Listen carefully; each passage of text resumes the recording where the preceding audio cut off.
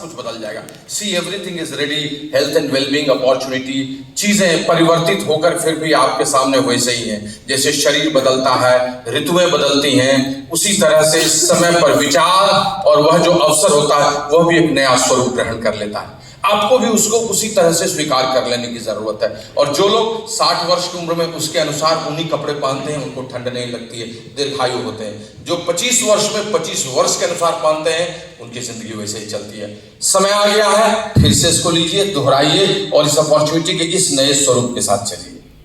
दूसरी चीज मैं बोलना चाहता हूं दोस्त, दुनिया में निर्दोषता ही आगे जंग को जिताती है, उत्साह लाती है, सब कुछ को बढ़ाती है। हमारी इनोसेंसी बचपन में रहती है, जिसको फर्स्ट इनोसेंस कहते हैं। लेकिन बचपन से युवा जैसे ही होता आदमी, वो निर्दोषता खत्म होती चली जाती है। अहंकार, द्वेष, ईर्ष्या, कम काम करना, कंफर्ट जोन, संघर्ष, इस सब में से अच्छी चीजें कम हो जाती हैं, बुरी चीजें ज्यादा हो जाती हैं।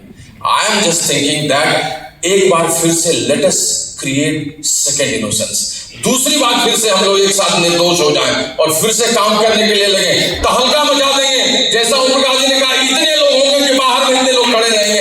याद है जनवरी में जब तीर्थंकर आए थे और दरवाजा टूट गया था, सुनो जाए। So that is going to happen. जोरदार तालियां दीजिए। और तीसरी चीज, तीसरा संदेश है कि समय बदला है तो मंत्र भी बदल गए हैं। नया मंत्र लीजिए, नया नारा लीजिए।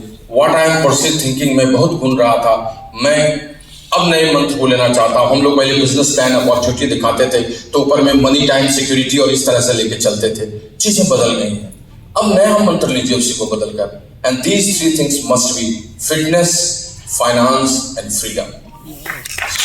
फिटनेस, फाइनेंस एंड फ्रीडम, स्वास्थ्य, समृद्धि और स्वतंत्रता। और यही तीन चीज हमारे लिए सबसे अधिक जरूरी है। और यही तीनों चीज यहां पर एक साथ आपको मिलता है।